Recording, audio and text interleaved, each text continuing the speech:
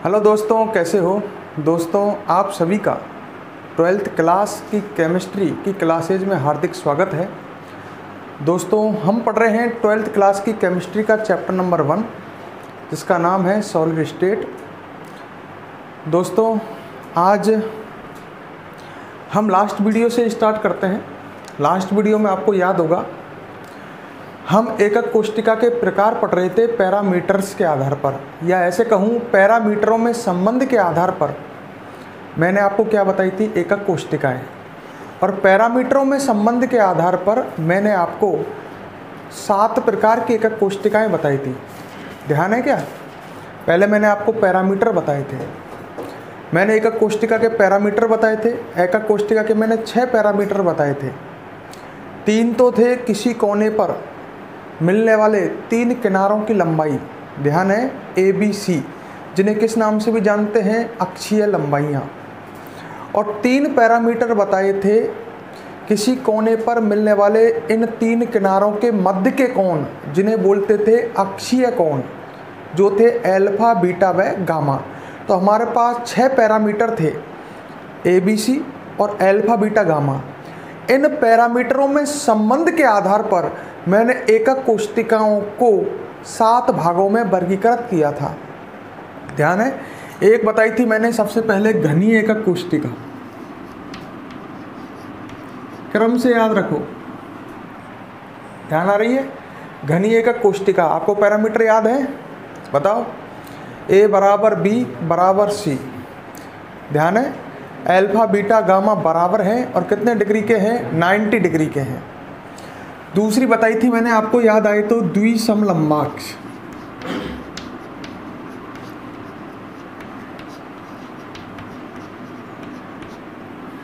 ध्यान आ रहे हैं? पैरामीटर लास्ट क्लास में आप पढ़े हैं तो याद आएंगे। द्विसमलंबाक्ष नाम से लग रहा है 2 लंबाइयां समान। A बराबर B not equal to C। सही है। अल्फा बराबर बीटा बराबर गामा बराबर 90 डिग्री। तीसरी बताया था मैंने विषम लंबाक्ष। लास्ट क्लास में ये पढ़ चुके हैं। विषम लंबाक्ष प्रकार की एकक कोष्टिका। नाम से लग रहा है विषम लंबाक्ष, लंबाइयाँ अलग अलग। इसमें A not equal to B, B not equal to C, मतलब ABC बराबर नहीं है। अल्फा, बीटा, गामा बराबर हैं, 90 डिग्री के हैं। ध्यान आ गया होगा। इसके बाद सीरियलिटी को आगे बढ़ाएं। आपको बताया था एकंताक्ष। एकंताक्ष जो एकक कोष्टिका है वो इससे बनाई थी विषम लंबाक्ष से। मतलब एकंताक्ष एकक कोष्टिका में A, B, C बराबर नहीं है। A not equal to B, B not equal to C। एकंताक्ष में एक कोण चेंज है, मतलब 2 कोण तो 90 के ही हैं, एक 90 का नहीं है। मतलब अल्फा बराबर बीटा बराबर 90 degree, gamma not equal to 90 degree, इस तरह का था। एकंताक्ष के बाद आई थी त्रिसमनताक्ष। याद आ रही है?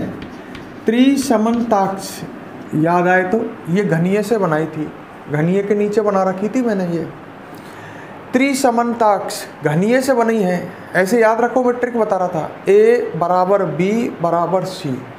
त्रिसमनताक्ष, तीनों कोण बराबर, अल्फा बराबर बीटा बराबर गामा पर नॉट इक्वल टू 90 डिग्री, इस तरह का था। उसके बाद आई थी सबसे बिगड़ी एकक कोष्टिका। याद हो गई होंगी अब तो ये, है ना? सबसे बिगड़ी मतलब कोई भी पैरामीटर में आपस में रिलेशन इक्वल नहीं है। A not equal to B, B not equal to C, alpha not equal to beta, beta not equal to gamma, gamma not equal to 90 degree. और उसके बाद आई थी सबसे हटके, सबसे अलग तरह की एकक कोष्टिका, षटकोणीय एकक कोष्टिका। षटकोणीय एकक कोष्टिका 12 कोनों वाली, 6 कोने ऊपर, 6 कोने नीचे। इसमें किसी कोने पर मिलने वाले 2 किनारों की लंबाई बराबर होती है। मतलब A बराबर B not equal to C। 2 कोण 90 के होते हैं, अल्फा बराबर बीटा बराबर 90 डिग्री। एक कोण होता है 120 का, गामा बराबर 120 डिग्री। इस तरह से मैंने आपको ये 7 एकक कोष्टिकाएं बताई थी। और मैं इनके लास्ट में क्या बता रहा था? उदाहरण। और आपको ध्यान होगा लाइट चली गई थी, ठीक है? तो इसके एग्जाम्पल में बता देता हूँ। इधर ये तो हो गई एकक कोष्टिकाएं, 7 तरह की थी, ध्यान आए तो। एकक कोष्टिकाएं ये 7 तरह की हैं, दिख रही हैं आपको नीचे। और इनके मैं क्या बता रहा था लास्ट में, एग्जाम्पल, उदाहरण, कि किस प्रकार, क्लियर कर लेना मेरे शब्दों को। जैसे मैंने घनी एकक कोष्टिका का एग्जाम्पल बताया आपके सामने, NaCl, ढंग से समझ लो। मतलब जो NaCl है आपको पता है ये क्रिस्टलीय ठोस है, आयनिक ठोस है, और क्रिस्टलीय ठोस के अंदर ही तो एकक कोष्टिकाएं होती हैं। क्रिस्टलीय ठोस या क्रिस्टल जालक, क्रिस्टलीय ठोस के अंदर एकक कोष्टिकाएं होती हैं। तो NaCl में घनीय प्रकार की एकक कोष्टिकाएं मिलती हैं, समझ जाओ इसका मतलब, ठीक है। NaCl एक आयनिक ठोस है, क्रिस्टलीय ठोस है, जिसके अंदर घनीय प्रकार की एकक कोष्टिकाएं मिलती हैं। एक एग्जाम्पल और बताया था मैंने इसका, आपको बताया तो जिंक ब्लेंड, ध्यान है क्या, जिंक ब्लेंड, फॉर्मूला क्या था इसका, ZnS। जिंक ब्लेंड, यसद ब्लेंड बोल देते हैं। यसद शब्द भी जिंक के लिए काम आता है, ठीक है। कहीं आ जाए ऐसे पेपर में, यसद ब्लेंड में किस प्रकार की कोष्टिकाएं मिलती हैं, तो यसद ब्लेंड या जिंक ब्लेंड एक ही चीज़ है, ZnS, सही है। एक शायद इसका एग्जाम्पल मैंने कॉपर भी दिया हो, मुझे कुछ याद है ऐसा, ध्यान है क्या, कॉपर में भी इस तरह की एकक कोष्टिकाएं मिलती हैं। तो ये तो हो गई घनी एकक कोष्टिकाएं।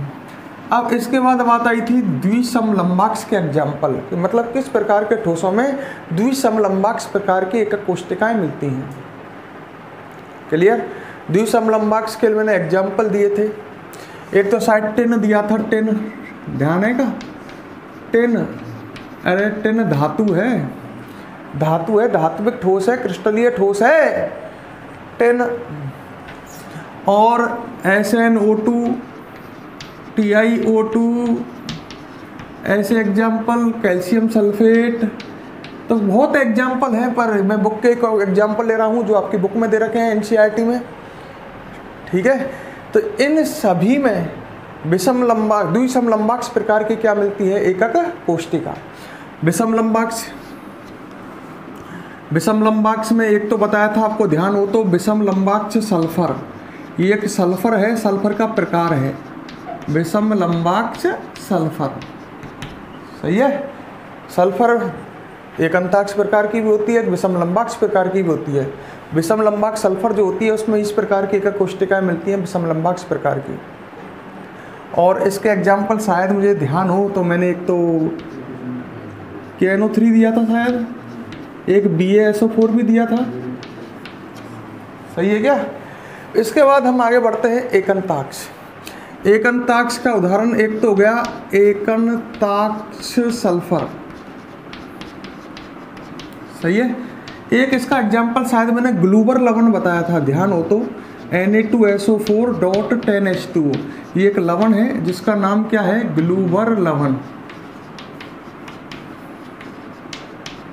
ये इसका एग्जाम्पल हो जाएगा, ग्लूबर लवण, सही है। और मैं यहाँ तक आपको लास्ट क्लास में बता गया था, ठीक है। इसके बाद लाइट गई थी, यहाँ तक मैं आपको इनके एग्जाम्पल बता गया था। अब आगे बढ़ लेते हैं, सही है। त्रिसमन्ताक्ष, इसके एग्जाम्पल एक तो ये याद रखो, कैल्साइट, क्या एग्जाम्पल है, कैल्साइट। कैल्साइट क्या होता है, CaCO3, जिसको हम कैल्शियम कार्बोनेट बोलते हैं। कैल्शियम कार्बोनेट तो खूब सुना है ना, तो उसका एक नया नाम आज आपके नज़र में आया होगा। कैल्शियम कार्बोनेट को किस नाम से भी जानते हैं, कैल्साइट। मैं NCERT बुक के अकॉर्डिंग चल रहा हूँ, उसमें इसको कैल्साइट लिख रखा है, ठीक है ना। तो अब याद रखना, कोई पूछ ले कैल्साइट में किस प्रकार की एकक कोष्टिकाएं मिलती हैं, त्रिसमन्ताक्ष, सही है। तो ये भी एग्जाम्पल है, त्रिसमन्ताक्ष प्रकार की एकक कोष्टिकाएं कैल्साइट में मिलती हैं, क्लियर। कैल्साइट कैल्शियम कार्बोनेट को कहते हैं। और एक शनिवार और याद कर लेना, शनिवार, शनिवार बोलते हैं HgS को, सही है। मर्क्यूरिक सल्फाइड, इसको किस नाम से भी जानते हैं, शनिवार। तो कैल्साइट और शनिवार, इन दोनों में त्रिसमन्ताक्ष प्रकार की एकक कोष्टिकाएं आपको देखने को मिलेगी। अगला है तृणताक्ष, आपको ध्यान होगा सबसे बिगड़ी एकक कोष्टिका। तो इसके एग्जाम्पल भी कछु कठिन है, बिगड़े हुए से हैं। एक तो इसका एग्जाम्पल है पोटेशियम डाइक्रोमेट K2Cr2O7, क्या नाम है इसका? Potassium dichromate. मैं लिख देता हूँ, लड़कों को याद रहे हमारे, पोटेशियम डाइक्रोमेट बोलते हैं इसको, पोटेशियम डाइक्रोमेट K2Cr2O7। तो पोटेशियम डाइक्रोमेट में इस तरह की एक कोष्टिका मिलती है त्रिताक्ष प्रकार की। एक इसका एग्जाम्पल H3BO3, इसको बोलते हैं, आपने सुना होगा ऑर्थोबोरिक अम्ल, नहीं सुना तो आज सुन लो। क्या बोलते हैं इसको? ऑर्थोबोरिक अम्ल। क्या बोलते हैं? ऑर्थोबोरिक अम्ल। ठीक है, ऑर्थोबोरिक अम्ल देख लो। ऑर्थोबोरिक अम्ल का फॉर्मूला कोई पूछ ले, H3BO3, ये एक अम्ल है ऑर्थोबोरिक अम्ल। इस अम्ल में भी इसी प्रकार की कोष्टिका मिलती है, कौन सी? तृणताक्ष। पोटेशियम डाइक्रोमेट K2Cr2O7, ऑर्थोबोरिक अम्ल H3BO3। एक और याद रखें तो रख लेना, एक एग्जाम्पल और है इसका, कॉपर सल्फेट, ये एक लवण है। ठीक है, तो ये तीनों तरह की कोष्टिका है, मतलब इन तीनों में इस तरह की कोष्टिका मिलती है, कौन सी? तृणताक्ष प्रकार की। कॉपर सल्फेट एक लवण है, ये इसमें अंतराकाशों में बीच बीच में खाली जगह में उपस्थित जल है, जो ये पीछे लिखा होता है ना, कई लवणों के पीछे लिखा होता है, जैसे फेरस सल्फेट FeSO4.7H2O, तो वो पीछे जो डॉट लग करके H2O लिखा होता है ना, वो H2O वो है जो अंतराकाशों में पाया जाता है, बीच बीच में अंदर। इसको क्रिस्टलीकृत जल बोलते हैं। ये आपके बहुत सारे लवणों के बाद में लिखे हुए मिलता है आपको, ये पीछे लिखा हुआ, इसको कौन सा जल बोलते हैं? क्रिस्टलीकृत जल। सही है, ये खाली जगह में अंतराकाशों में, भाई क्रिस्टलीय ठोस है, उनमें बीच में खाली जगह होंगी ना, उनमें उपस्थित होता है ये। तो ये याद रखें। एक लास्ट आज बची अब, कौन सी? षटकोणीय एकक कोष्टिका। भाई षटकोणीय तो बची। अब इसके एग्जाम्पल आपको एक तो मैंने पहले भी बताया था, आपको याद आए तो शायद ग्रेफाइट, याद आ रहा हो तो आया क्या? ग्रेफाइट में भी इस तरह की एकक कोष्टिकाएं मिलती हैं, षटकोणीय। सही है, एक याद रख लें, ZnO zinc oxide, CDS cadmium sulphide, CDS cadmium sulphide. तो ये आपको एग्जाम्पल याद करने हैं, क्योंकि कई बार क्या होता है, इन एग्जाम्पलों से क्वेश्चन बना लेता है। जैसे वो कहे ग्रेफाइट में पाई जाने वाली एकक कोष्टिका का नाम बताइए, तो आपको एकक कोष्टिका का नाम बताना होगा, षटकोणीय, फिर कहेगा इसके पैरामीटरों में संबंध बताइए। तो कई बार एग्जाम्पलों से क्वेश्चन बनाता है, इसलिए यहाँ पर ये इंपॉर्टेंस हो जाता है, अपने लिए आवश्यक हो जाता है कि हमें ये एग्जाम्पल याद होने ही चाहिए। ठीक है, थोड़ी मेहनत लगेगी पर आपको ये एग्जाम्पल याद करने हैं। क्लियर मेरी बात? तो आपको ये एग्जाम्पल याद रखने हैं, इसको फटाफट कंप्लीट नोट करो, फिर हम आगे बढ़ेंगे। जल्दी नोट करो, इस तरह से बना करके नोट कर लो भले, और कल लिख रहे थे उनमें लिखना चाहो तो वहां लिख सकते हो नीचे, है ना, कैसे भी कर लो, नोट कर लो पर इन्हें।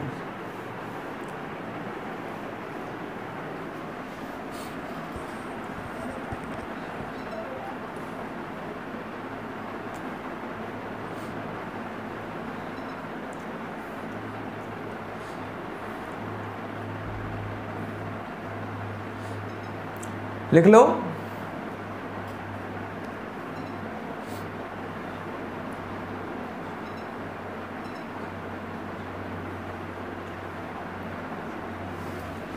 वीडियो को पॉज करो और फटाफट नोट करो, पॉज करके लिख लो, टाइम कम लगेगा।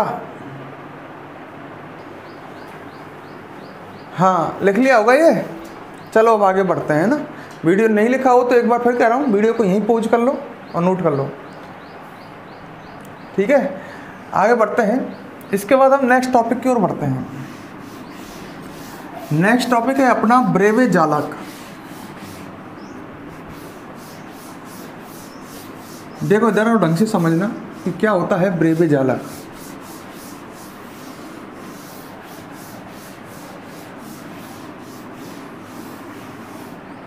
ठीक है, देखो इधर सामने ब्रेवे जालक क्या है, मैंने हेडिंग डाली ब्रेवे जालक। अब देखो ये क्या है, ठीक है। ब्रेवे एक वैज्ञानिक का नाम है, तो इसमें कोई कंफ्यूज होने की ज़रूरत नहीं है। बात आई साहब, ब्रेवे जालक होता क्या है? क्लियर?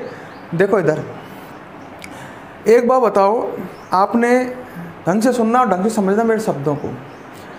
अभी आपने पढ़ा था, एकक कोशिकाओं के प्रकार पढ़े थे। पहले आपने एकक कोशिकाओं का वर्गीकरण किया था अवयवी कणों की व्यवस्था के आधार पर, ध्यान है। और अवयवी कणों की व्यवस्था के आधार पर आपने पढ़ा एकक कोशिकाएं हैं 4 प्रकार की, ध्यान आ रहा है। एक तो पढ़ी थी आपने 4 तरह की पढ़ी थी, आद्य, अंतः केंद्रित, फलक केंद्रित और अंतीय केंद्रित, याद आ रहा है।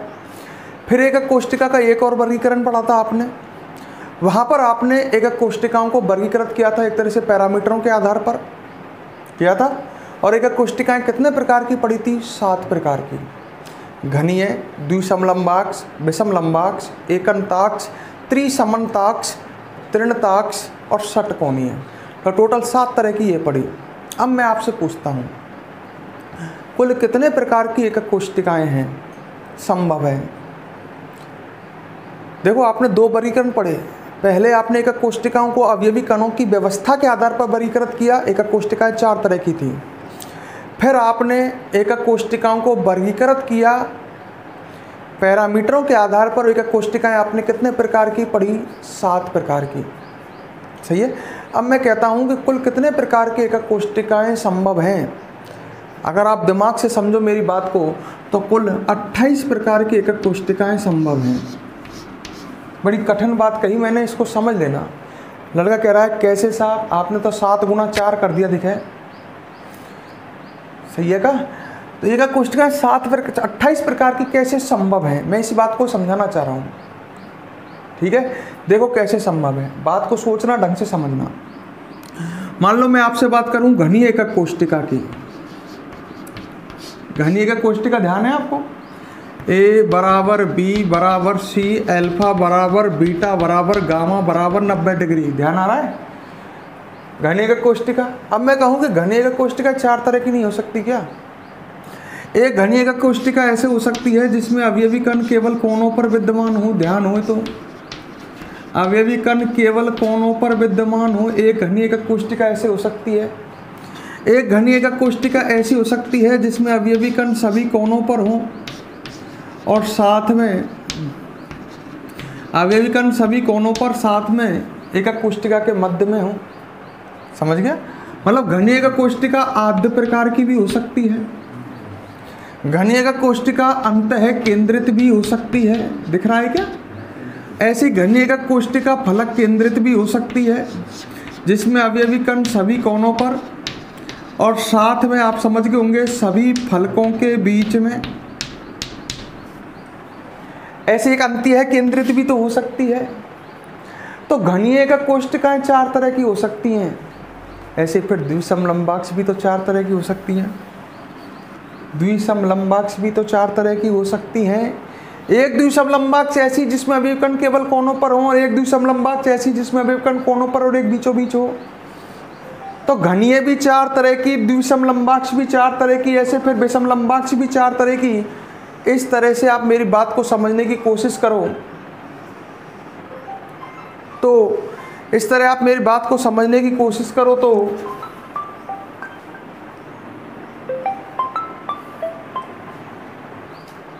तो मेरी बात समझ गए होंगे। घनी एकक कोशिकाएं 4 तरह की हो सकती हैं। ऐसे द्विसमलंबाक्ष भी 4 तरह की हो सकती हैं। आद्य, अंतः केंद्र, समझ गए होंगे। फला ऐसे ही सभी तरह की, विषमलंबाक्ष हो चाहे एकंताक्ष हो, सभी 4 तरह की हो सकती हैं। तो कुल कितने प्रकार की एकक कोशिकाएं संभव हैं? 28 तरह की। मैंने सही लिखा था? मतलब मैं ऐसे कह सकता हूँ, देखो वास्तविकता में मैंने क्या किया है, मैंने आपको पहले तो बताया अवयवी कणों के व्यवस्था के आधार पर एकक कोशिका 4 तरह की हैं।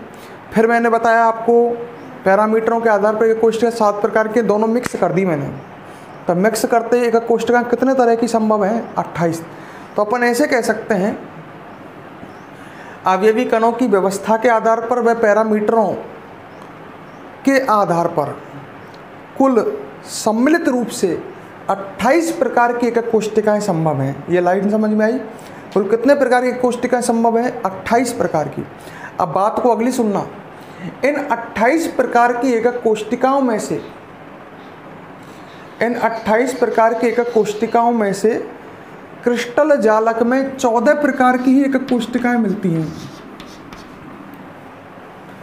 संभव तो 28 तरह की हैं, पर मिलती कितनी हैं? 14 तरह की। मतलब आपको पता ही है, एकक कोशिकाएं क्रिस्टल जालक का छोटा भाग होती हैं, सही है। क्रिस्टल जालक में ही तो पलती है एकक कोशिकाएं। संभव तो 28 तरह की हैं, पर वे 28 के 28 नहीं मिलती हैं। अपने आसपास की जो भी ठोस देखोगे आप, उनमें मिलती मात्र कितने तरह की हैं? 14 प्रकार की। पॉसिबल तो 28 तरह की हैं, पर 14 ही प्रकार की देखी गई हैं, बाकी 14 प्रकार की नहीं हैं। मतलब 28 में से 14 प्रकार की ही मिलती हैं। क्लियर? तो कुल पॉसिबल तो है 28 प्रकार की एकक कोशिकाएं, पर मिलती कितनी है? 14 प्रकार की। यहां तक क्लियर? अब अगली बात सुनो, इन 14 प्रकार की एकक कोशिकाएं जो हैं, ये जो क्रिस्टल जालकों में मिलती हैं, सही है। तो क्रिस्टल जालक भी तो 14 तरह के हो गए हैं। क्रिस्टल जालक भी तो 14 तरह के हो गए। बड़ी बुद्धिमानी लगाना इन टॉपिकों में। क्रिस्टल जालक समझ गया होगा, जैसे ये क्रिस्टल जालक है, ये कौन है? सब एकक कोशिका जो दिख रही होंगी आपको चौखाने चौखाने, क्रिस्टल जालक का छोटा भाग एकक कोशिका होती है। अब मान ले, तो जब 14 तरह की एकक कोशिका हैं, तो क्रिस्टल जालक भी तो 14 तरह के हो गए। मेरी बात सुनो, जैसे मेरी बात सुनो, इसमें मान लो इस तरह की एकक कोशिकाएं तो सभी ऐसी होंगी हमें, तो 14 तरह की एकक कोशिका हुए, तो क्रिस्टल जालक भी तो एक तरह से 14 तरह के ही तो हो गए। बुद्धि लगा लो भाई। हमारे पास एकक कोशिका क्या होती हैं? एकक कोशिकाएं क्रिस्टल जालक का छोटा भाग होती हैं, सही है। अब जब एकक कोशिकाएं 14 तरह की हैं, तो 14 तरह के ही तो क्रिस्टल जालक हैं। फिर इन 14 प्रकार के क्रिस्टल जालकों को ही कहते हैं ब्रेवे जालक। मतलब ब्रेवे जालक क्रिस्टल जालक ही हैं। अब कोई पूछे ब्रेवे जालक कितने प्रकार के हैं, तो ब्रेवे जालक कितने प्रकार के हैं? 14 प्रकार के हैं, सही है। क्योंकि एकक कोशिकाएं कितने प्रकार की हैं? 14 प्रकार की। जो ठोसों में मिलती हैं, जो मिलती हैं, वे 14 प्रकार की हैं। वैसे तो पॉसिबल तो 28 तरह की हैं। एकक कोशिकाएं कुल कितने प्रकार की संभव हैं? 28 प्रकार की, पर मिलती कितनी है? 14 प्रकार की। तो क्रिस्टल जालक भी कितने प्रकार के हैं? 14 प्रकार के। उन्हें क्या बोलते हैं? ब्रेवे जालक। अब मैं एक बार और बोलता हूं जिससे आपके क्लियर हो।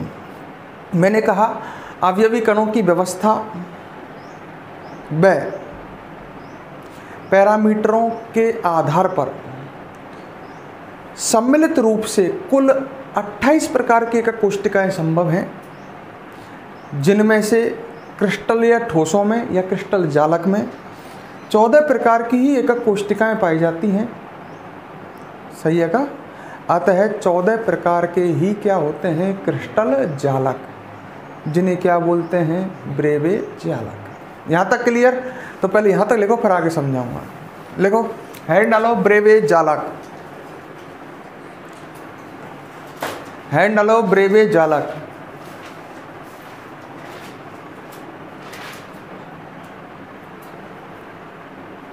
ब्रेवे जालक लिख दिया? लिखो इसमें,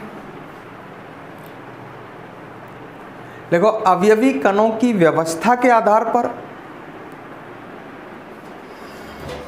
अवयवी कणों की व्यवस्था के आधार पर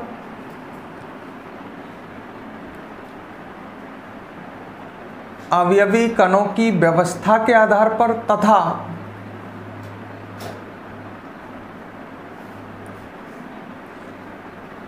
पैरामीटरों के आधार पर, या हाँ ऐसे लिख लो, चलो डायरेक्ट, पैरामीटरों के आधार पर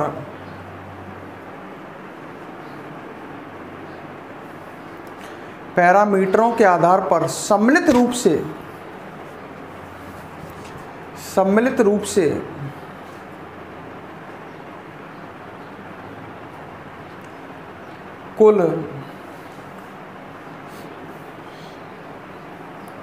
कुल 28 प्रकार की एकक कोशिकाएं संभव हैं। 28 प्रकार की एकक कोशिकाएं संभव हैं,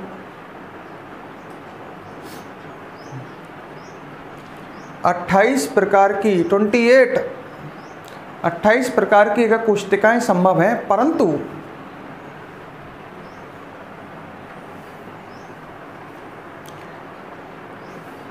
क्रिस्टल जालकों में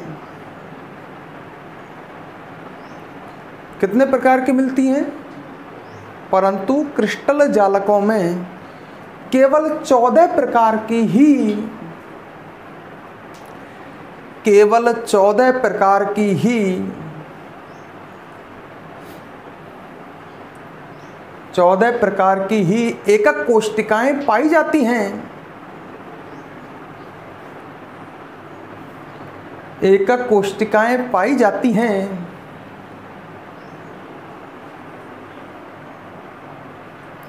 ठीक है, कितने प्रकार की कोष्टिकाएं पाई जाती हैं? 14 प्रकार की। आता है क्रिस्टल जालक भी 14 प्रकार के पाए जाते हैं। क्रिस्टल जालक भी 14 प्रकार के ही पाए जाते हैं। 14 प्रकार के ही पाए जाते हैं, जिन्हें किस नाम से जानते हैं? ब्रेवे जालक। जिन्हें ब्रेवे जालक कहते हैं।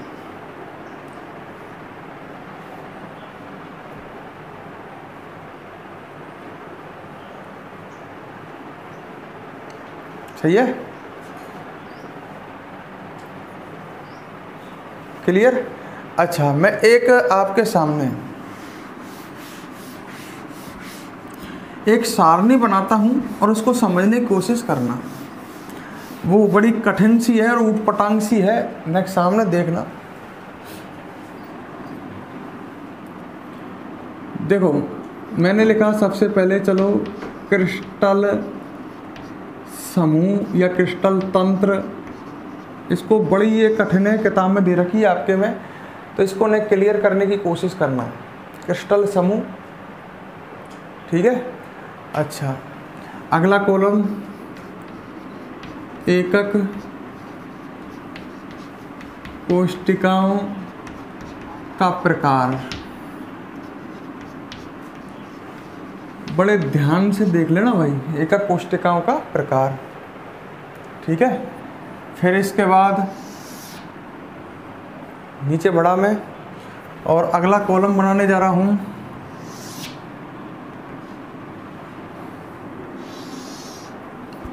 ठीक है। एकक कोष्टिकाओं का प्रकार हो गया, एकक कोष्टिकाओं का प्रकार, ठीक है। और नेक्स्ट कॉलम ले रहा हूं मैं ब्रेवे जालकों की संख्या। अजीब लगेगा एक बार, पर पीछे समझ में आ जाएगा। ब्रेवे जालकों की संख्या, तो इस तरह से मैं इसको एक सारणी सी बना रहा हूँ, ठीक है। क्रिस्टल समूह में किन्हें बोल रहा हूँ, इसमें कंफ्यूज मत होना। ये जो आपने 7 तरह की एकक कोष्टिकाएं पढ़ी थी ना, किसके आधार पर? पैरामीटरों के आधार पर, वो यहाँ लिख रहा हूँ और उनको भी क्रम से लिख रहा हूँ, आपके समझ में आ जाएगी इसमें क्या लिखा हुआ है। घनीय, घनीय के बाद कौन सी बताई थी? द्विसमलंबाक्ष, ध्यान आ रही है क्या? क्रम से याद होनी चाहिए भाई। फिर कौन सी बताई थी? विषमलंबाक्ष। विषमलंबाक्ष के बाद कौन सी है? एकंताक्ष। एकंताक्ष के बाद त्रिसमन्ताक्ष। त्रिसमन्ताक्ष के बाद तृणताक्ष और तृणताक्ष के बाद षटकोणीय। ये आपको याद होनी चाहिए, सही है। अब तो मैंने कोष्टिका बोल रहा था, यहाँ क्या बोल रहा हूँ मैं इसे? क्रिस्टल समूह। तुम तो वही एकक कोष्टिका मान के चलो, कंफ्यूजन होगी नहीं तो। एकक कोष्टिकाओं के प्रकार, इसमें वो लिखूंगा मैं अभिविकरणों की व्यवस्था के आधार पर, ध्यान होगा आदंत, सही है।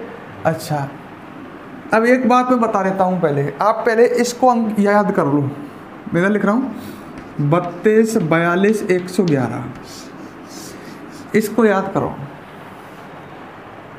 32, 42, 111। इससे आपको क्या होगा कि आपको याद करने में भी, समझने में भी सब तरह से आसानी रहेगी। 32, 42, 111।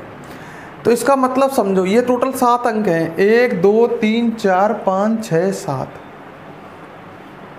सही है। अब ये है तुम्हारे ब्रेवे जालकों की संख्या, मतलब तुम्हारे घनीय प्रकार के जो ब्रेवे जालक हैं वो 3 तरह के हैं। द्विसमलंबाक्ष प्रकार के ब्रेवे जालक कितने प्रकार के होंगे? 2। क्रिस्टल जालक 2 प्रकार के होंगे। विषमलंबाक्ष प्रकार के क्रिस्टल जालक कितने प्रकार के होंगे? 4। समझने की कोशिश करना। और फिर कहूं एकंताक्ष प्रकार के कितने होंगे? 2। और नीचे के तीनों 1-1 प्रकार के। तो आपको ये याद रहेंगे तो बहुत आसानी रहेगी, इसलिए इसको याद रखें। 32, 42, 111। मैं इसको सामने लिख देता हूं। 32,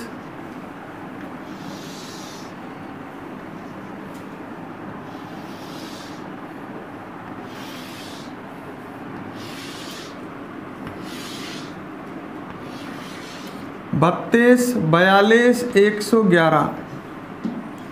देखो टोटल 14 हो गए होंगे, देख लो होंगे का।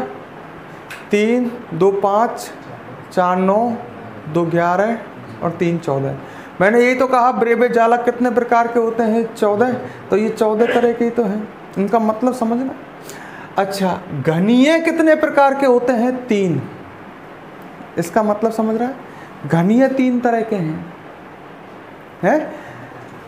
एक ऐसा जिसमें आद्य प्रकार की एकक कोशिकाएं हों,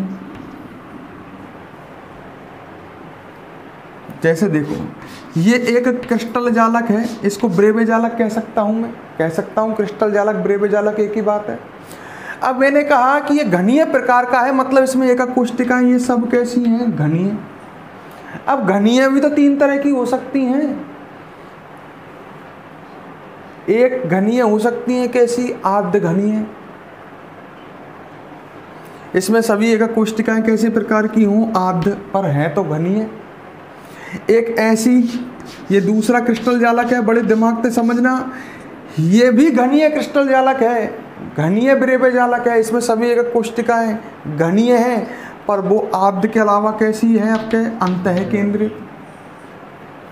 हाथ को बड़ी दिमाग से समझ लेना। मतलब घनीय ब्रेवे जालक, इसको आप क्रिस्टल समूह के ब्रेवे जालक लिख लो, कोई दिक्कत नहीं है। घनीय ब्रेवे जालक 3 तरह के हैं। एक ऐसे जिनमें आद्य प्रकार की एकक कोशिका हों सभी, एक ऐसे जिनमें आद्य के बाद कौन सी आवे? अंतः केंद्रित। और एक ऐसे जिनमें कौन सी एकक कोशिका हो? फलक केंद्रित। समझ गए होंगे? आद्य, अंतः केंद्रित, फलक केंद्रित। सही है। तो घनीय प्रकार के क्रिस्टल जालक 3 तरह के हैं, आद्य, अंतः केंद्रित और फलक। कौन से नहीं होंगे? अंतीय है केंद्रित। देखो मैंने आपसे कहा था पॉसिबल तो 28 तरह की एकक कोशिका हैं, पर मिलती कितनी तरह की हैं? 14। तो 14 तरह की तो ब्रेवे जालक हैं। पॉसिबल तो 28 तरह के हैं, पर मिलते तो 14 तरह के ही हैं। तो यहाँ पर घनीय में, घनीय जो क्रिस्टल जालक होंगे उनमें घनीय प्रकार की एकक कोशिकाएं होंगी, पर वो एकक कोशिकाएं या तो आद्य होंगी सभी, मतलब जिनमें अवयवकण सभी कोनों पर हों, या अंतः केंद्रित या फलक केंद्रित। कौन सी एब्सेंट है? अंतीय है केंद्रित। तो आपको ये याद हो जाएंगे 32, 42, 111 में। पेपर में क्वेश्चन आ जाए घनीय क्रिस्टल जालक या घनीय क्रिस्टल समूह कितने प्रकार के हैं, घनीय ब्रेवे जालक कितने प्रकार के हैं, तो आप कहोगे कितने प्रकार के हैं? 3। सही है का? अब ऐसी बात आई द्विसमलंबाक्ष कितने प्रकार के हैं? 2। तो 2 आप क्रमते याद रख सकते हो, ऐसी कैसी? आद्य और अंतः केंद्रित। ना याद कर सकें का? ये 4 तरह के हैं विषमलंबाक्ष प्रकार के। मतलब विषमलंबाक्ष प्रकार का कोई क्रिस्टल जालक है तो उसमें विषमलंबाक्ष प्रकार की कोशिकाएं होंगी, पर वो कितने तरह की हो सकती हैं? 4 तरह की। बड़ी बारीक और बड़ी कठिन चीज है। यहाँ पर तो आद्य भी मिल सकती है, अंतः केंद्रित भी मिल सकती है, फलक केंद्रित भी मिल सकती है। समझ गए होंगे? और कौन सी भी मिल सकती है, यहाँ तो अंतीय है केंद्रित भी। तो कुल 4 तरह के विरेव्य जालक हो सकते हैं विषम लंबाक्ष प्रकार के। सही है। ऐसे ही एकंताक्ष प्रकार के फिर कितने तरह के हो सकते हैं? 2। एक ऐसे जिनमें किस प्रकार की एक कोष्टिका हो, आद्य प्रकार की, और एक ऐसे जिसमें किस तरह की एक कोष्टिका हो, अंतीय है केंद्रित। यहाँ गड़बड़ होगी या हमारे याद कर लेना, गड़बड़ एक में ही है। कौन से में? कौन से में गड़बड़ है? एक अंत। बाकी सब में आद्य के बाद अंत है केंद्रित है, फलक केंद्र। पर यहाँ में आद्य और कौन सी है? 2 तरह की हैं, ये तो फिक्स है एक कोष्टिका यहाँ में, पर वे आद्य और अंतीय केंद्रित हैं, इसलिए एकंताक्ष को याद रखना, इसमें गड़बड़ हो जाती है। वो कहेगा कि एकंताक्ष प्रकार के क्रिस्टल जालक में किस प्रकार की एक कोष्टिकाएं मिलती हैं, ऐसे कह दे तो आप कहोगे 2 प्रकार की एक कोष्टिकाएं मिलती हैं, एक तो आद्य प्रकार की और एक अंतीय है केंद्रित प्रकार की। अंत है नहीं, अंतीय है। बाकी एक तो इनमें तो बड़ा सिंपल है, आद्य, आद्य और आद्य। तो टॉपिक को एक बार फिर क्लियर कर लो। कुल विरेव्य जालक मैंने कहा कितने प्रकार के हैं? 14 प्रकार के हैं, ऐसे लिखाया था। तो 14 प्रकार के विरेव्य जालक हैं। कुछ घनीय हैं, घनीय 3 तरह के हैं। विषम लंबाक्ष 2 तरह के हैं। विषम लंबाक्ष 4 तरह के हैं। इस तरह से कुल कितने प्रकार के विरेव्य जालक हैं? 14 प्रकार के। अच्छा, घनीय 3 तरह के हैं, तो 3 तरह के कैसे हैं? एक ऐसे हैं जिनमें आद्य प्रकार की कोष्टिका हो, एक ऐसे हैं जिनमें अंत है केंद्रित, और एक ऐसे हैं जिनमें फलक। पर एक कोष्टिका है तो घनीय है, पर वहाँ में भी एक ऐसे हैं जिनमें आद्य प्रकार की मिले। तो इनको ढंग से देख लो, बड़ी कठिन चीज़ है। क्लियर है? अब इसको याद रखने की मेरी तो सीधा सा तरीका है, बड़ा सिंपल बनाना इस टॉपिक को, कठिन नहीं। तो आप इसको याद कर लो, 32, 42, 111। आपको अब ये आपको सीक्वेंस से याद है ही है, तो आप खुद ही बता दोगे। अब मैं आपसे कहूँ घनीय प्रकार के क्रिस्टल जालक कितने तरह के होते हैं, तो आप कह सकते हो तुरंत बता करके कितने प्रकार के? 3। 32, 42, 111, ये याद होना चाहिए। आप किसी की पूछ लो, जस्ट बता दोगे। सही है। हालांकि इसमें से कभी क्वेश्चन आया नहीं है, पर फिर भी अपनी सेफ्टी के लिए अपन को ये पढ़ना होगा और याद रखना होगा कि आ जाए तो दिक्कत खड़ी हो जाए। ठीक है। तो एक सारणी को बना लो और इसको छोड़ दो, इसको लिख लेना ट्रिक को कहीं भी। 32, 42, 111 है। मैंने 2 पर स्टार लगाया, आप समझ गए होंगे एकंताक्ष में गड़बड़ है, इस वजह से। इसको बना लो फटाफट, वीडियो को पॉज करो और फटाफट नोट करो।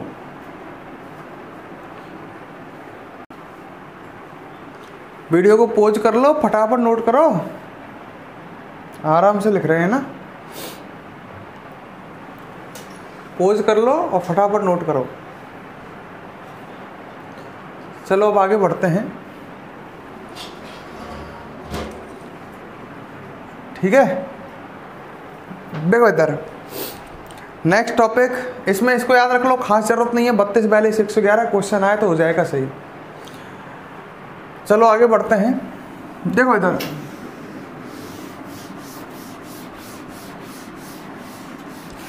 अब जो टॉपिक है इंटरेस्टिंग है, ढंग से पढ़ना, ढंग से समझना। ठीक है। देखो इधर टॉपिक है घनीय एकक कोष्टिका में अवयवी कणों की संख्या। घनीय एकक कोष्टिका में अवयवी कणों की संख्या। ठीक है। घनीय एकक कोष्टिका जानते होंगे? अरे अब तो जान गए, घनीय एकक कोष्टिका है A बराबर B बराबर C, अल्फा बराबर बीटा बराबर गामा बराबर 90 डिग्री। यही है क्या? घनीय एकक कोष्टिका। इसमें अवयवी कण ज्ञात करने हैं। सही है। अवयवी कणों की संख्या। घनीय एकक कोष्टिका आपको समझ गए होंगे कितने प्रकार की मिलती हैं? 3 तरह की। अभी विरेव्य जालक पढ़ा था, घनीय 3 तरह की मिलती हैं। क्रिस्टल जालकों के अंदर ही तो मिलती हैं ये। और घनीय कितने तरह की मिलती है? 3 तरह की। या तो आद्य, अंतः केंद्रित और फलक केंद्रित। घनीय कौन सी नहीं मिलती? अंतः केंद्रित। बात को समझना। तो घनीय का कोष्टिका की बात कर रहे हैं, इसमें अभी भी कणों की संख्या ज्ञात करनी है। सही है। चलो एक बात बताओ, घनीय का कोष्टिका है ये, और इसमें ये कोने का कण है। इसको देखो इधर, ये हमारे घनीय का कोष्टिका है मान लो, और इसमें ये कोने का कण है। कोने पर कोई कण है, ये कण इस एकक कोष्टिका में इस कण का कितना भाग है? कोने पर एक कण है, इसका इस एकक कोष्टिका में कितना भाग है? लड़का कह रहा है कि कोने पर कण तो ये पूरा एकक कोष्टिका में नहीं। कोने पर जो कण होगा ना, जैसे यहाँ पर एक बॉल रख करके देखें, तो वो अन्य एकक कोष्टिकाओं में भी बटा होगा। भाई एकक कोष्टिकाएं तो बहुत सारी होती हैं क्रिस्टल जालक के अंतर्गत। क्रिस्टल जालक में बहुत सारी एकक कोष्टिकाएं होती हैं। अब इस एकक कोष्टिका के कोने पर कोई कण रखा हुआ है, तो वो आस पड़ोस की एकक कोष्टिकाओं में भी तो विभाजित होगा। तो इस एकक कोष्टिका में वो पूरा कण तो नहीं होगा ना, मेरी बात को समझो। है जैसे अपने कमरे में देखो, कमरे में कोई कोने को देखो, कोने पर एक बड़ी सी बॉल फिट कर दें तो वो बगल के कमरे में भी तो जाएगी। पूरी बॉल इसी कमरे में थोड़ी होगी। ये कहना चाह रहा हूँ, बात को समझना। तो जो घनीय का कोष्टिका होती है, उसके जो कोने का कण होगा वो 8 एकक कोष्टिकाओं में बट जाता है। 8 कैसे? देखो इसके बगल में इस एकक कोष्टिका में भी जाएगा वो कोने का कण। अगर यहाँ जैसे कोने पर कण है तो इस बगल की इस एकक कोष्टिका में भी जाएगा। सोच के देख लो, नहीं जाएगा क्या? यहाँ पर इसमें भी जाएगा। मेरा कहने का मतलब समझो, ये जो कोने का कण है ये अपने आसपास की 4 एकक कोष्टिकाओं में बट जाएगा।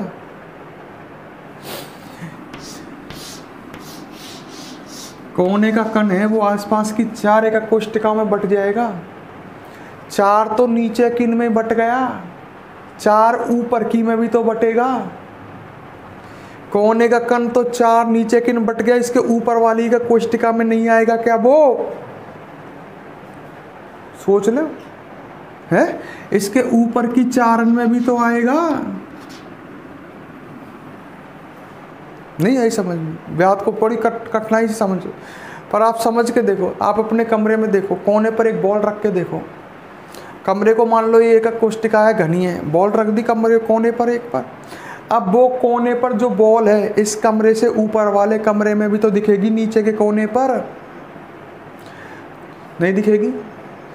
तो नीचे भी तो बटेगा ये और ऊपर भी तो बटेगा। ये कोने पर कोई अवयवी कण है, मैं दिखा नहीं सकता, लाइव क्लास है मतलब रिकॉर्डेड है, कोने पर कण है। सही है। अब ये इसके बगल वाले कमरे में भी तो दिखेगा, इस कोने पर नहीं दिखेगा कि बगल वाले कमरा में जाएगा तो। सही है। अच्छा, इस कमरे के पीछे वाले कमरे में जाएगा तो इस कोने पर नहीं दिखेगी क्या बॉल? पीछे कमरे में जाके देख, या कोने को कण पीछे वाले कमरे में या कोने पे दिखेगी? दिमाग है चला। पीछे के बगल वाले में जाएगा तो या कोने पे दिख पे लग जाएगी। है अरे यार मैं यही मत ब्लैक बोर्ड पर लगा ला है। ये मान ले 4 एकक कोष्टिका है और ये बीच में कोने को कण है, तो इन चारों में गया ये। 4 नीचे किन में गया? त्रिविम में। सो तो 4 ऊपर किन में भी तो आएगा। इसके ऊपर की 4 में ना आएगा का ही, ऊपर की 4 में भी तो बटेगा। टोटल कितने कण में बट जाएगा? 8 में। मैं एक बात समझाना चाह रहा हूं कि घनी एकक कोष्टिका के जो कोने का कण होगा वो कोने का कण 8 एकक कोष्टिकाओं में बट जाएगा। मेरी बात समझने की कोशिश करो। 4 नीचे की, 4 ऊपर की। सही है। कितने का कोष्टिका में बढ़ जाएगा? 8 में। तो उस कोने के कण का एक एकक कोष्टिका में कितना भाग बचा? गणित वाले 1/8 भाग है। एक कोने का कण है, 8 एकक कोष्टिकाओं में बट गया, तो एक एकक कोष्टिका में उसका कितना भाग रहा? 1/8 भाग। मैं यही बात तो समझाना चाह रहा हूं कि जो घनी एकक कोष्टिका के कोने का कण होता है, बड़े ध्यान से समझ लो, कोने का कण होता है वो 8 एकक कोष्टिकाओं में बढ़ जाता है। जैसे यहाँ कोने का कण है तो वो 8 एकक कोष्टिकाओं में बढ़ जाएगा। इसके बगल वाली में, इसके नीचे वाली 2 में और ऊपर की 4 में कोने का कण। सही है। तो तो एक एकक कोष्टिका में को कितना भाग रहेगा? 1/8 है। कोई चीज़ है 8 भागन में बांट दे तो एक एकक कोष्टिका में 1/8 भागी तो बचेगा। तो यहाँ पर एक बात आई हमारे सामने, घनीय एकक कोष्टिका है, ढंग से देख ले, और उसके कोने का कोई कण है, ये कोने का कण है, तो इस एकक कोष्टिका में मात्र इसका 1/8 भाग ही है, क्योंकि ये कोने का कण 8 एकक कोष्टिकाओं में सहभाजित है, बटा हुआ है। तो एक एकक कोष्टिका में इसका मात्र 1/8 भाग है। बात क्लियर करी? दूसरी बात सुन, घनीय एकक कोष्टिका के फलक के बीच का कण है, क्या के बीच का कण है? फलक। तेरे सामने दिख रहा है, मान लो इसको फलक है, दीवार, कमरे की दीवार, इसमें कोई बीच में एक बॉल फिट करो बड़ी सी, तो फलक के बीच का कण बता कितने एकक कोष्टिकाओं में बटेगा? 2 में। यहाँ में भी दिखेगी बॉल और पीछे वाले में भी तो दिखेगी। तो एक एकक कोष्टिका में उसका कितना भाग रहेगा? 1/2 ही रहेगा ना, है। आपके सामने जो दीवार है, मैं उसमें बीचों बीच एक बड़ी सी बॉल लगा दूं तो आधी तो यहाँ में गई और आधी पीछे की एक कोष्टिका में गई, तो एक कोष्टिका में को 1/2 भाग तो बचेगा। मैं सिंपल भाषा में कहूँ, कोने का कण 8 एकक कोष्टिका में बट रहा था, तो इसका 1/8 भाग एक एकक कोष्टिका में। फलक के बीच का कण 2 एकक कोष्टिका में बट रहा है, तो एक एकक कोष्टिका में 1/2 भाग, आधा भाग। सही है। अच्छा, एक बीचों बीच रखा हुआ है, अंतः केंद्र में कोई अवयवी कण, ये अवयवी कण किसी भी अन्य एकक कोष्टिका में सहभाजित नहीं होगा। अरे बीचों बीच रख रहा हो तो एक ही एकक कोष्टिका, यही में ये कि पूरा है, या कमरा में बीच में कोई अवयवी कण रखा हुआ है तो वो तो यही कमरा में है, कोई अन्य कमरा में तो ही ना है वो। तो एकक कोष्टिका के अंत्य केंद्र में रखे हुए अवयवी कण का इस एकक कोष्टिका में पूरा भाग, मतलब एक भाग होगा, पूर्ण भाग होगा। ये किसी अन्य एकक कोष्टिका में विभाजित, ये एक कण है, एक की एक कण इसमें पूरा की पूरा है। कोने का जो कण है इसका इस एकक कोष्टिका में मात्र 1/8 भाग है। फलक के मध्य के कण का इस एकक कोष्टिका में मात्र कितना भाग है? 1/2। यहां तक क्लियर है? यहां तक क्लियर है? तो 3 बात याद रखनी है। घनीय एकक कोष्टिका में कोने पर उपस्थित अवयवी कण कितनी एकक कोष्टिकाओं में सहभाजित होता है? सहभाजित मतलब बटा होता है, कितनी में? 8। तो एक एकक कोष्टिका में इसका कितना भाग होता है? 1/8। सही है। फलक के मध्य के कण कितनी एकक कोष्टिकाओं में सहभाजित होता है? 2 में। बटा होता है कितनी में? 2 में। तो एक एकक कोष्टिका में इसका कितना भाग होता है? मात्र 1/2, आधा भाग। सही है।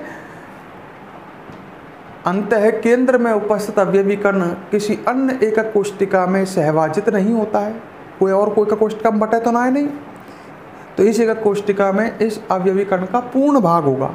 भाई कोई में बटे कोई ना है तो एकक कोष्टिका में इसका क्या होगा? पूर्ण भाग, कंप्लीट भाग। क्लियर है ना मेरी बात? अरे क्लियर है। अच्छा, अब मैं आपसे पूछता हूँ, दिमाग की बात यहाँ आती है, बताना मुझे पास। आपके सामने एक घनीय एकक कोष्टिका है, सही है, घनीय है, और इसमें अवयवी कण सभी कोनों पर हैं। बताइए एकक कोष्टिका कौन सी है? लड़का ने कहा घनीय है और आद्य घनीय है, गलत तो ना करो ना, आद्य भी है और घनीय भी है। घनीय क्यों है? A = B = C, alpha beta gamma 90 degree. आद्य क्यों है? अवयवी कण केवल कोनों पर है। तो ये आपके सामने आद्य घनीय एकक कोष्टिका है। समझ गए इसका मतलब? आद्य घनीय का, आद्य का मतलब अवयवी कण केवल कोनों पर है, घनीय का मतलब ABC बराबर अल्फा बीटा गामा 90 डिग्री। इसमें मुझे ये बता कि अवयवी कणों की संख्या कितनी है? कुछ इंटेलिजेंट लड़के कहेंगे अवयवी कण है इसमें 8 नहीं है, मैं वही तो कह रहा हूँ। इसमें कुल अवयवी कण कितने हैं? इंटेलिजेंट लड़का कमेंट में आंसर दे सकता है तो बताए, कितने अवयवी कण है कुल? 1। कैसे? लड़का कह रहा है देखो साहब यहाँ में 8 कोनों पे कण है। मैंने कहा बिल्कुल सही, यहाँ कोने के कण को यहाँ में 1/8 भागी है, यहाँ कोने के कण को भी यहाँ में 1/8 भाग होगा, क्योंकि हवाल समझाया है कि कोने का कण 8 एकक कोष्टिका में बटा होगा, एक एकक कोष्टिका में को 1/8 भागी तो होगा। तो ये भी तो कोने को कण है, या को भी हमें 1/8 भाग होएगो, या को भी 1/8 भाग होएगो, या को भी 1/8, या को भी 1/8, या को भी 1/8, या को भी 1/8। अब इन सब ने जोड़ देखो तो ये की तो आएगो। इल्ले यार कुल कण निकाल रहा हूँ, मैंने पूछ रहे हैं मैं कुल कितने कण है, तो कुल कण निकालेंगे तो 1/8 है, 1/8 है, 8 बार करके नहीं जोड़ेगो तो 8 ही आ जाए, 1 ही आ जाएगा ना आ जाएगा। तो यहाँ मैं बता कुल कण कितने हैं, 1 है। जबकि लड़का आंसर क्या देता है, कुल कण बाकू कैक दिखे 8। 8 कहाँ है यार, प्रत्येक कोने के कण का इसमें मात्र 1/8 भाग है। तो कुल कण 1/8, 1/8 प्लस 1/8, 1/8, 8 बार जुड़ेगो तो कुल कण कितना आएगो, 1 ही आएगो। बुद्धि लगा लेना अपनी, सही है।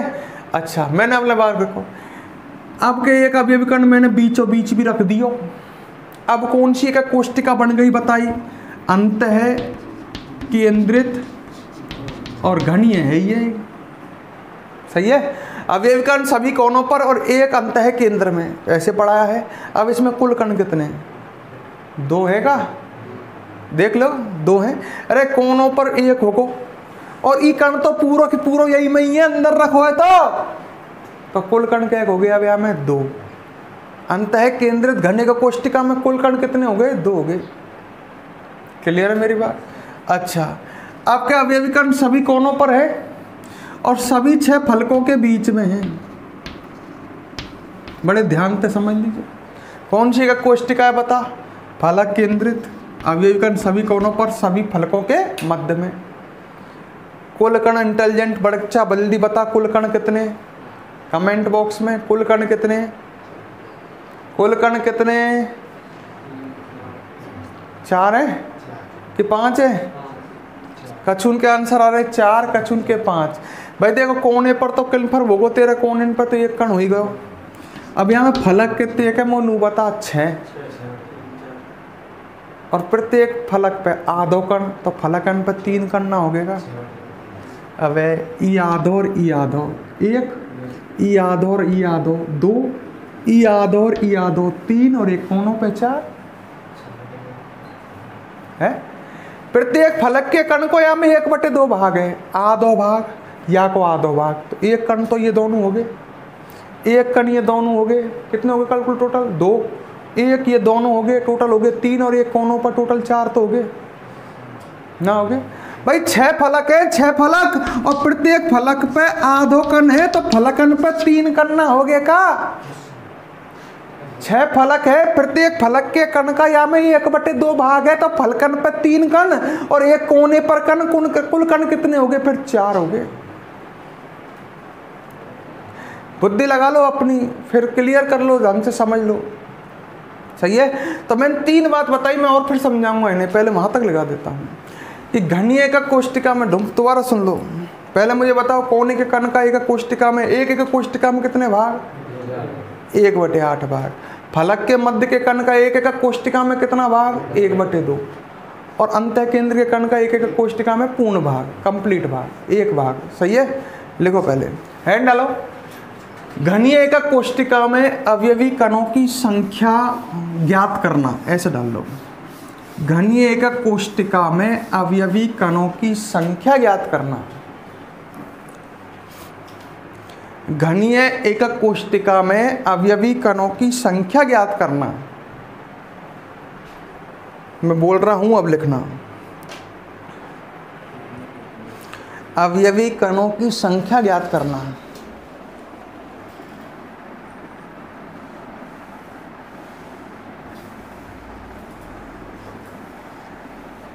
लिखने से पहले एक बात बता दो मुझे, घनीय का लिखने से पहले, हैंड डाल दी। लिखने से पहले बताओ, घनीय का कोष्टिका में कुल कोने कितने होते हैं, 8। घनीय का कोष्टिका में 8 कोने। फलक कितने, 6, जानते होंगे। तो लिखो पहले, लिखो घनीय एकक कोष्टिका में, घनीय एकक कोष्टिका में स्टार लगा के लिख लो भले। घनीय एकक कोष्टिका में कोने पर उपस्थित कण, कोने पर उपस्थित अवयवी कण, कोने पर उपस्थित अवयवी कण 8 एकक कोशिकाओं में सहभाजित होता है। 8 एकक कोशिकाओं में सहभाजित होता है।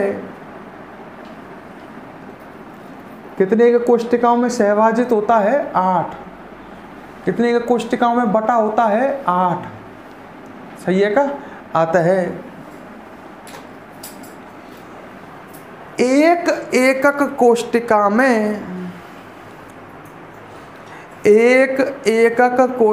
में इस कोने के कण का एक एकक कोशिका में इस कोने के कण का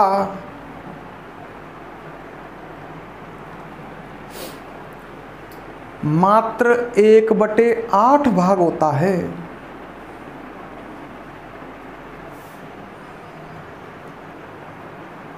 सही है? अगली लाइन से आ जाओ, फिर स्टार लगा के लिखो। लिखो घनीय एकक कोशिका, घनीय एकक कोशिका के फलक के मध्य में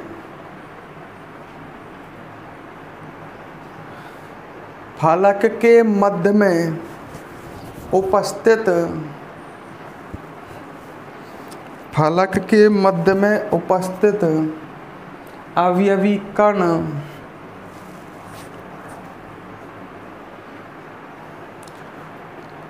दो एकक कोशिकाओं में सहभाजित होता है। कितने एकक कोशिकाओं में बटा होता है? 2 में। 2 एकक कोशिकाओं में सहभाजित होता है। 2 एकक कोशिकाओं में सहभाजित होता है। आता है एक एकक कोशिका में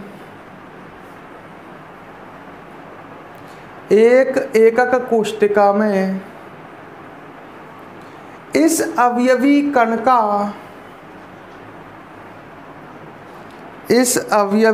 का मात्र 1/2 भाग होता है। सही है का? एक कोशिका में इस अवयवी कण का कितना भाग होगा? मात्र 1/2। सही है? अगली लाइन से फिर स्टार लगा करके लिखो घनीय एकक कोशिका के अंतः केंद्र में उपस्थित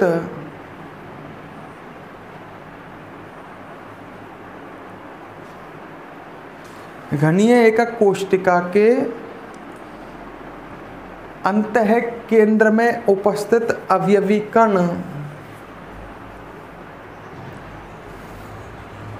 अंतः केंद्र में उपस्थित अवयवी कण किसी अन्य एकक कोशिका में सहभाजित नहीं होता है। किसी अन्य एकक कोशिका में सहभाजित नहीं होता है, मतलब अन्य एकक कोशिका में बटा नहीं होता है। ये किसी अन्य एकक कोशिका में सहभाजित नहीं होता है। समझ गए? कोई अन्य एकक कोशिका में बटा नहीं होता है। अतः एक एकक कोशिका में इस कण का पूर्ण भाग होता है। एक एकक कोशिका में इस कण का पूर्ण भाग, कंप्लीट भाग होता है। एक एकक कोशिका में इस अवयवी कण का पूर्ण भाग होता है। क्लियर? समझ गए? अब अपन को क्या ज्ञात करनी है? अवयवी कणों की संख्या। अभी संख्या थोड़ी ज्ञात करिए, अभी तो भूमिका ही तैयार करिए अपन ने। तो अब सबसे पहले तो अपने पास 3 तरह की घनीय एकक कोशिका हैं, आपको ध्यान होगा, एक आद्य प्रकार की जो मिलती हैं, एक अंतः केंद्रित और एक फलक केंद्रित। तो सबसे पहले अपन किसमें अवयवी कणों की संख्या याद करेंगे? आद घनीय एकक कोष्टिका में। सही है। फिर काय में ज्ञात करेंगे? फलक केंद्रित घनीय में, अंत है केंद्रित में। तीनों में समझाया तो अभी था ना मैंने। आद घनीय एकक कोष्टिका, ध्यान आ गई का? उसमें अभी कण केवल कहाँ होंगे? कोनों पर। तो कुल कण कितना आएगा यहाँ में? 1। केवल कोने पर होंगे ना। और कोने के कण को यहाँ में कितनों भाग है? मात्र 1/8 प्रत्येक कोने के कण का। कोने कुल कितने हैं? 8। और 1/8 प्रत्येक कोने के कण का भाग, तो कुल कण 1 ही तो आएगा। सही है का? तो ऐसे इस तरह से हम निकालेंगे। पर इस टॉपिक को चलो वीडियो लॉन्ग हो जाएगी ज़्यादा अगर मैं सबको पढ़ाऊँगा, तो ये टॉपिक हम कल यहीं से स्टार्ट करेंगे। ठीक है। अगर वीडियो आपको पसंद आई हो तो इसको लाइक और इस पर कमेंट ज़रूर करना। चलो अब नेक्स्ट क्लास में मिलते हैं।